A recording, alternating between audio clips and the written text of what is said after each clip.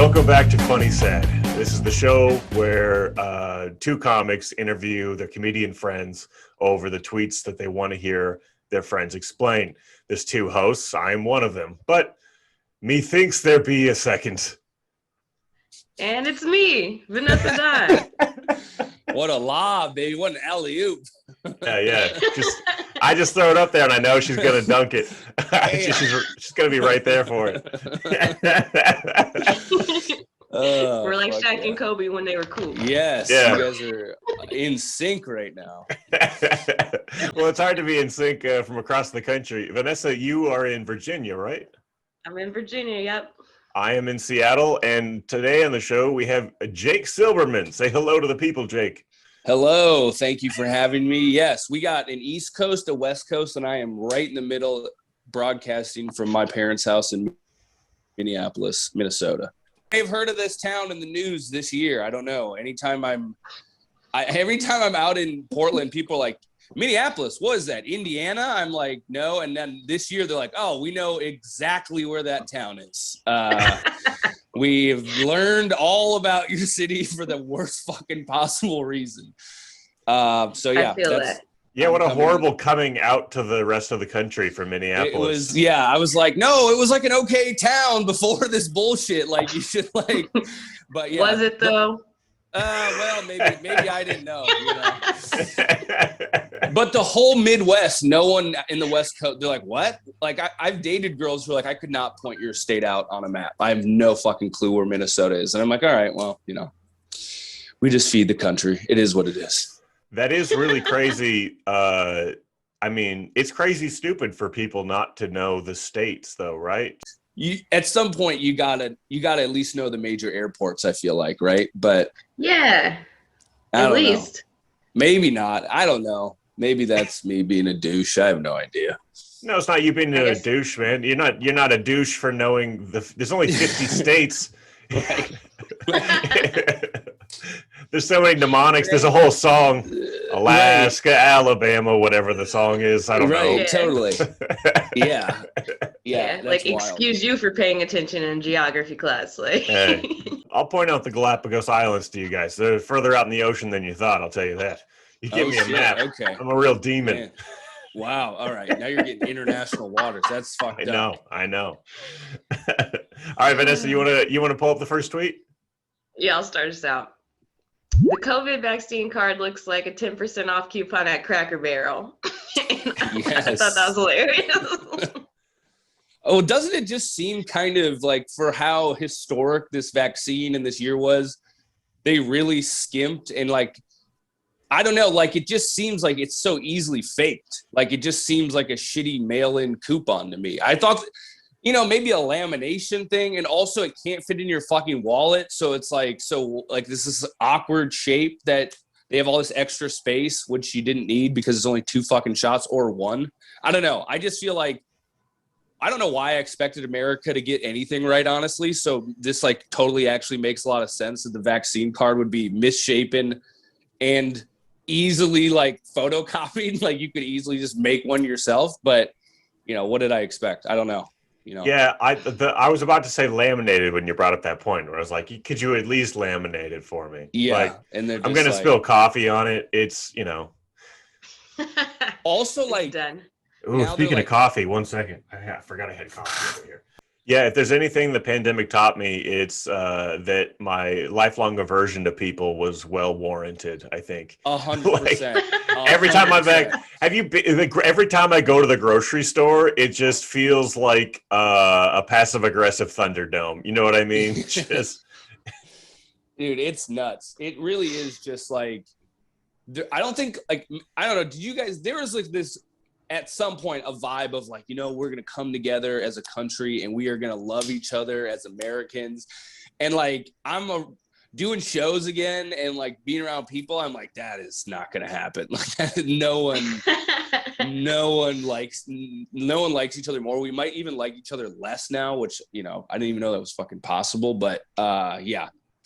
I had to get a guy kicked out of a club I was working like a month ago And it didn't make any sense that he just was like, belligerent. And I was finally just like, all right, bro, you got to go. And then he just like his instinct was to start like screaming that you don't belong here at me, which I didn't understand because I hadn't said anything like really political. I was just talked about my life, which, and it was one of those things where like that guy's getting dragged out of the room, pointing at me, screaming, you don't belong here. And I was just stuck in the irony of being the man being paid to perform in a room where the guy's yelling at me that I don't belong there. I was, what the fuck is this? I don't. Oh, that man. might make me question my whole like life. Like maybe I don't belong here. Like why? Yeah. Why am I here? I got to be friends with Elon Musk and make it to Mars because, bro, I don't belong on Earth. I didn't realize. No. Yes. Most of us don't. Man, wouldn't it be great just to like befriend Elon Musk and get up to Mars and then completely turn on him and be the bully? And just like, I never liked you, you dork. It's just, I spent millions of dollars getting my best friend to Mars, and you're just giving him atomic wedgies and pushing him in the dirt. You're like fucking nerd. Yeah, we're both gonna die out here, but it's worth it for me. I was ready to die when we left Earth. I was prepared to take Elon Musk out with me. I feel like I would the long game. I would bring all like, that's the thing is like I feel like I would bring all my like social anxiety to a new planet. Like I feel like nothing I wouldn't just like, oh man, I'm outside of Earth, I can be whoever I want. I would still be just like, hey, we're gonna have a party in the space lounge. I'd be like, I'm not gonna go to that, dude. I fucking hate you guys. Hate this fucking fuck this. Like whatever. It is what it is. Yeah. Yeah, and now that we've gotten so accustomed to being alone, it's not even like, oh, this party is just, it's overstimulated. Now it's like, there's one person I don't like here, and I never realized, but it turns out one person is my limit. Like, I can't be around more than... It's enough. It's enough. It's going to be so weird when we get back together, man. Oh, God, it's going to be a nightmare. All right, I got a tweet for you. Yeah. All right. Jake, you said, comic at this open mic just said, sorry, folks, no jokes tonight. This is reality in all seriousness. So, yeah, we're back, baby. Hilarious. Yeah. Dude, these comics, like, so a bunch of people, I guess, started like during the pandemic, which is like. Don't you hate to see it? I was like, no, yes. we needed people to quit forever. We didn't need more troops. Like we needed less troops. And, we've all done it now for a fair amount of time, like enough to like kind of get that space a little, be like, holy shit, there is like a wide divide between new people and people who have like done it. And you just see these people and it's probably worse in Portland because everybody in Portland like has their truth, that they need to like, hey, I'm going to fucking tell it like it is for 3 minutes right now and change the world. Yeah, I don't have to be funny because this is about my journey. Yeah, you're like, I just was like, wait a minute, dude. Like, we've been through a pandemic. We've like haven't really been able to do comedy. Like this was at an outdoor open mic. So this was like really when some things were kind of starting to come back.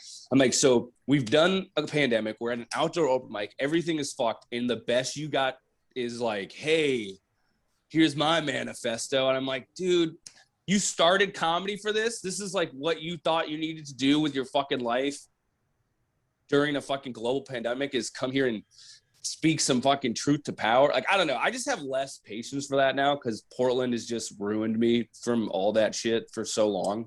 Seen comics do that for years.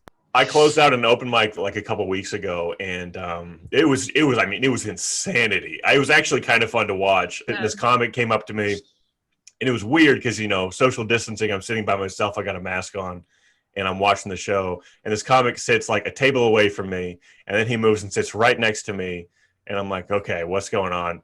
And then he like leans in quick, and he's like, hey, bro, and he's trying to hand me his phone. He's like, this might be too much, but could you record my set? And I just looked at him and I was like, absolutely not. Oh my God. And he was like, oh, he wanted you to like hold his camera. Yeah, he wanted me to stand there like an asshole and hold his set. And then he went up and he kept his mask on, and he bombed horribly. His whole thing was like, I'm gonna keep my mask on in case I do bad, so you guys can't see my face. And then people immediately started heckling him, like, we can't fucking hear you, you idiot.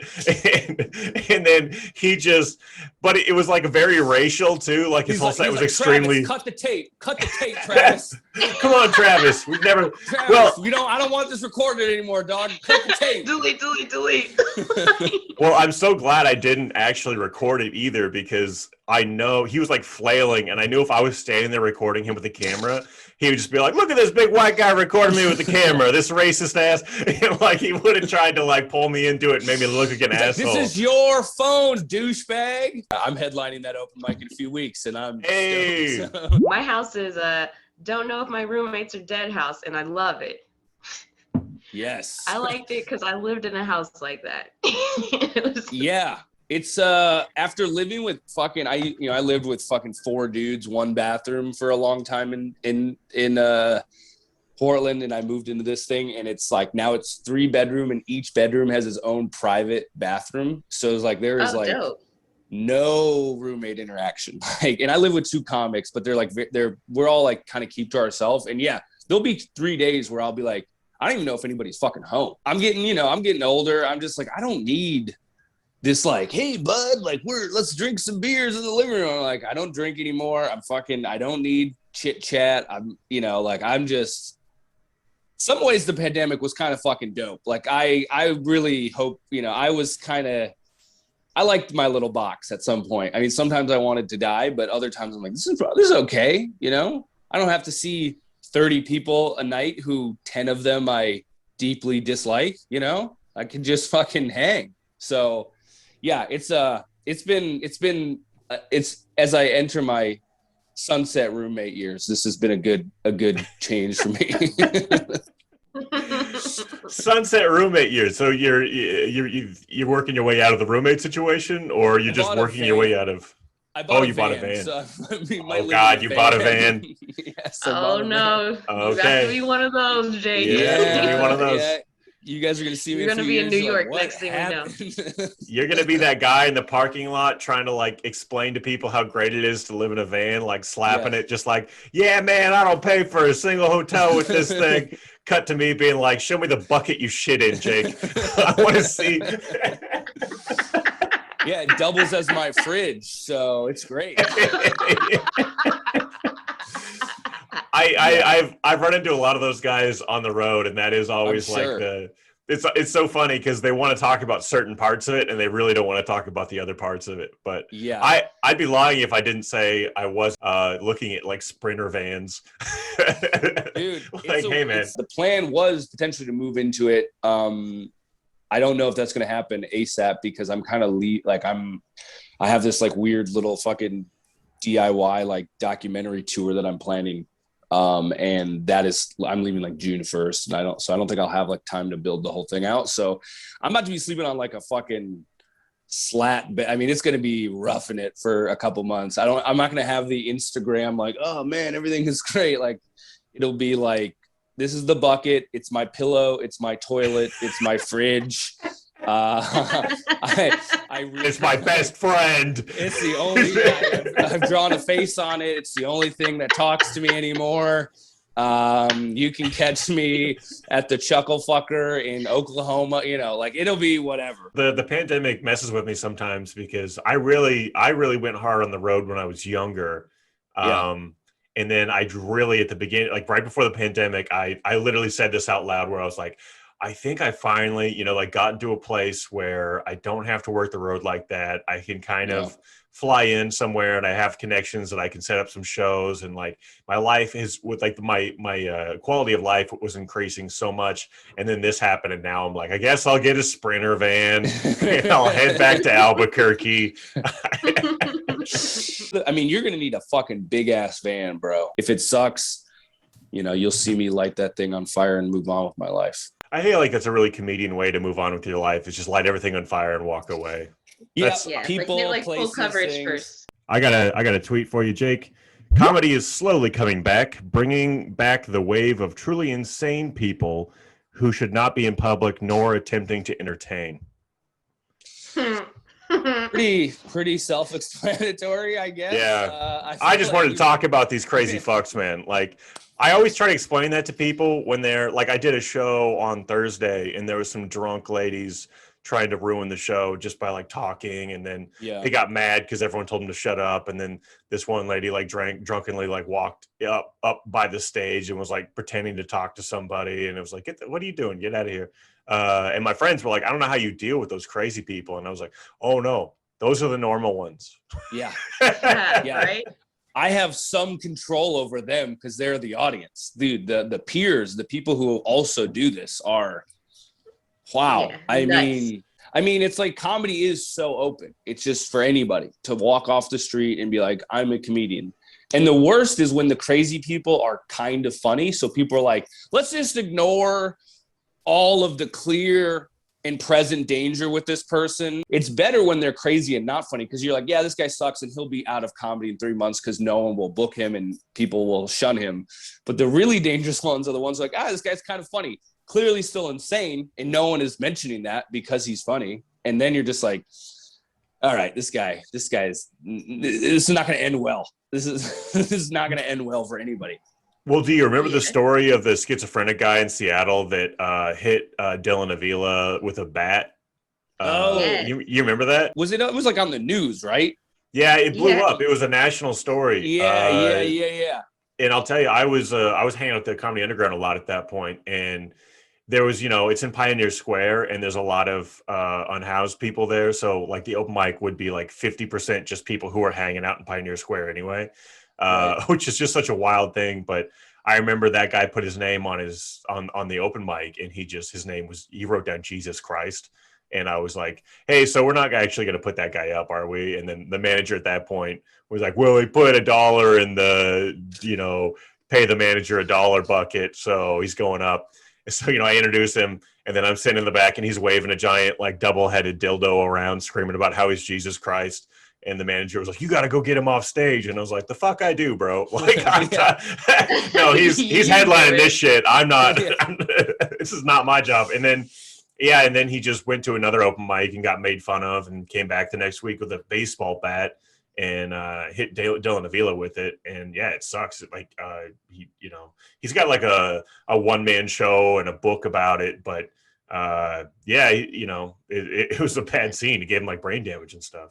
You realize how close you could be to like, maybe not always violence, but just like some bad shit, just based on like, yes, there is the entry low level for this is literally anybody off the street can do it. So you're going to run it. You're honestly kind of surprised that more people haven't been like attacked, or these things haven't come out more, just based on that fucking vibe of like, oh yeah, comedy. It's where you go when you can't go anywhere else. Like, can you write your name on a list? Come on. It's so funny that for some of us, it's our dream. And for other people, it's just like their last hope or last chance. Like, oh, well, at least I can just be a comedian, I guess. It's like, Jesus, man, I've been trying to do this my whole life. It's like, dude, I'm moving into a van to do this. He's like, I live in a van and I'm doing it right now. I don't know what you're talking about. That's why I'm doing it. What's going on with you? What are you talking about? Yeah, some of us let comedy ruin our lives. Other people join comedy because their lives are ruined. Yes, and then we cross like shifts in the night. You're just like, oh, fuck. You just look at the other van's window and you're like, that is me. Holy shit. Yeah. Oh, God. This is my last one. I got one more. People that have a favorite politician and call sports ball are ruining this country. Yes. Preach. Right? I'm so, like, I know politics is everything and it is what it is, but like, I love sports. Like, I'm a big sports fan, and like, I preach to this day that like, look, like, just like comedy is cool because you do meet different people from all over. I was on a show last night with, it's like a guy from a Yemenis immigrant, a Pakistani immigrant, like a black mom, and then a white Jew all on the same fucking show. Like, that's cool, right? That's like a cool thing. So there are good things, but sports is the same way. I mean, I played basketball my whole life, through high school. I played pickup ball, and you meet all sorts of weird fucking things. So these like smarmy people are like, yeah, fuck sports. I'm like, what do you do? Like, you're in your own little fucking bubble, fucking just like retweeting fucking Kamala Harris's shit. Like, oh my God, she's never done anything wrong, or I don't know. I just don't like that. that Like snootiness actually takes a little skill, like, and you have to work Yeah. hard to be good at it. I feel like everyone who says that just sucks at sports. they do. And it's They're just just like, they're just boring people who don't know how to find joy in things. You know what I mean? like, Yeah. right. Like, I don't mind if people don't enjoy sports, like it's not for them, but that extra level of like, and it's kind of like dumb and only dumb people are into it. That's where I get like, dude, fuck off. Like, I'm not on the dating apps now, but the last time I was, I think I wrote like, I love the Portland Trailblazers. Once the Sonics left, I grew up near Portland, so I like them, and then I switched to the Sonics. And now I'm back with the Blazers, and I couldn't be happier because that team fucking rules. Yeah. But yeah, I just had it on there. It was like, what do you like to do? And I was like, oh, this and that, and I like to watch Trailblazers games, and like this and that. And then like I got so many people just being like, I don't even know what team that is. Like they were just like really shitty about it. And I'm like, oh, I'm sorry. I didn't make a big deal about how you are 30 years old and still obsessed with Harry Potter, you fucking dork. Right. Like if you find joy in it, fine. But like, don't yuck my yum. In Oklahoma, everyone's into sports. You know what I mean? I moved to Seattle and everyone's like, that's dumb. Like I played sports in college. You're dumb. You didn't even go to college. So fuck you. Dude, it's I know, and it's like now like nerd culture has like taken over where it is like okay, and again it's like whatever, like as you get older you realize like whatever makes people happy, like I don't give a fuck. But like nerd culture is just like, yeah, I play D&D and I'm into all these fantasy things, and that's like fine, but it's just like, but it's like been flipped now where it's like, but if you're like, yeah, if you like Damian Lillard, like fuck that dude. It's like you like a fake person. You like a person who isn't even real. Like these are imaginary people that you fuck with. And this guy's hitting 3-pointers from 35 feet. What the fuck are you talking about?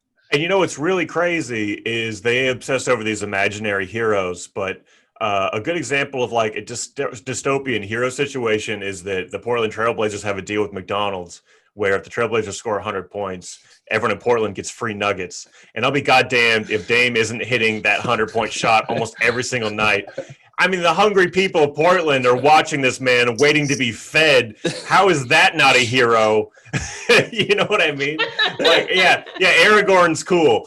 But can we talk about Damian Lillard for a second? This guy's dropping nugget threes. Yeah, he's feeding the city. Everyone loves My Favorite Murder, but try to start My Favorite Sex Crime, and somehow I'm the bad guy. It really is so funny. I've never been like a true crime person. Like I've watched so much of it with just roommates or girlfriends who are really into it. Totally. And I am so uncomfortable by a lot of like the more recent true crime things, but for some reason, what I really enjoy is like ancient crimes, like Vlad the Impaler. Let's talk about it, dude. Totally. Like I want to talk about all of that stuff because it just feels so further away that it's like almost like mythic. Whereas like if I have to hear about what's happening like today, especially there's so many serial killers in Washington. You start hearing those stories, and it's like, well, the last 20 I've heard came from my neighborhood, so I'm not. Yeah, it is. I feel you. It's funny that came off a podcast I did, and I was like, all right, that was kind of funny. I'll throw it on Twitter, and I thought that was gonna be one of the few things that I did throw a tweet up that I was probably gonna try to work out on stage, and then Kyle Kinane has moved to Portland, and he has a joke like almost dead on to that, like just one of those unfortunate things where like two comics, he has like a different title to the podcast, like My Favorite Murder versus like, I think his is, well, maybe I shouldn't say because it's a joke that he's working on, but he has like basically the same joke. And I was like, well, Kyle Kinane already has that. So like that's dead. Like he literally did it on a show that I booked him for. And I was like, fuck, like, God damn it. And I was just like, and of course, like he just did it as better than I probably would have because he's been doing it for 3 times. He's been doing it for like 20 years or 25 years or whatever. But I was like, especially coming out of the pandemic, I was like, I don't have a lot of stuff that I was like super material I was super excited about because like I didn't write a ton because I was just like, when am I going to even be able to try this, So I was like, oh, I have this like, My Favorite Sex. And then I saw him do it like one of the first shows back out of the pandemic. I was like, well, that's fucked me. All right, Kinane, you got it. And just in the notebook crossing shit out. I was just like, fuck. Yeah, but Isn't that But like yeah, the so best worst feeling though? it's Like the when best worst you're feeling, watching like a exactly. really good comedian and they figure out like something that you already figured out, and you're like, all right, well, I got to throw it away, but I'm on the right track here. Right? Exactly. You're like, all right, I've thought, it's always cool when you're like, okay, cool, that comic had, if you do it long enough, you have hopefully enough bits like that. You're like, all right, they kind of have that already, but at least I was doing it. But yeah, it was like, I have an audio record of me doing this joke. Like, I know I could point you to the podcast where I did the joke. So I'm like, I probably said it out loud first, but it's like, you're doing it on stage before me, and you're going to have this in a new hour, like this year. I'm not going to fucking hold on to it. So it is what it is. But yeah, I lost that one to a great, and whatever. Good on him. Oh man. I had something happen with like sketch comedy where I was making sketches, and a friend of mine had done a project where he made a bunch of sketches that did pretty well in like Funny or Die or whatever, but I'd only watched like one or two and kind of told him I watched them all. Sure. And it was one of those crazy things where one of the sketches I made it wasn't like word for word, but like same exact premise, kind of the same like follow through. And he hit me up and was like, yeah, so why did you make that sketch? It's like almost the same as mine. And I was like, what? And then I watched his, and it was just so much egg on my face where I was like, Jesus Christ, man, we really did just accidentally write the exact same sketch. Yeah. So I took it down because it was like, yeah, obviously you were there first, and like it's not that important to me because it was like 1 or 2 minute sketch, but It's freaky sometimes how you're like, how did that happen? I know. It makes you, even in your like, when you're like, oh, this is a good bit, you're like, it's not even my best bits or my best premises aren't even original. Like there's another comic already fucking doing this thing. And you're just like, you just got to keep pushing shit out there all the time, because that's, you'll finally get your little collection of nuggets or whatever. But that's the funny thing about like local comedy too, not just local to here, but everywhere local is you go into a scene and there's always like the comics who think they're hot shit. And it's so funny if you're traveling through because you just see that like they're the exact same as like 3 comics in your own scene. And you're like, man, this guy really thinks he has an original thing here. That's crazy. And they'll just be rude to you and you'll be like, okay, yeah. Yeah, okay. Yeah, you ain't shit. Here's a list of names that are going to ruin your life. Bro, I feel like that was me like coming out of Tulsa. Like, oh, no one tells this joke, and then I come to Seattle. I was like, it's like, fuck. God, this is not an original premise. Like mine's different, but there's so many topics. People are going to come across the same ones. Totally. Especially the topics that are actually going to like make the crowd pop. Like there's not that many things in the zeitgeist that can make everybody pop at once. You know what I mean? Right. Unless you're just a fucking weirdo and you're not even thinking about anything. Yeah, you go the other way. Which happens sometimes. Like, I'm weird as fuck, and everybody's like, "Oh, okay, I'll just laugh at this because Also, like, why did you think about that, you weirdo? I'm feeling a little attacked, Vanessa.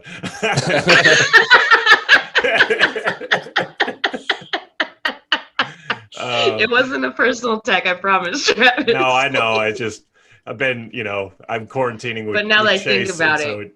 Yeah. No, dingoes. I'm just kidding. I'm just saying. I got some weird shit. Wait till my special comes out. There's some weird shit on there.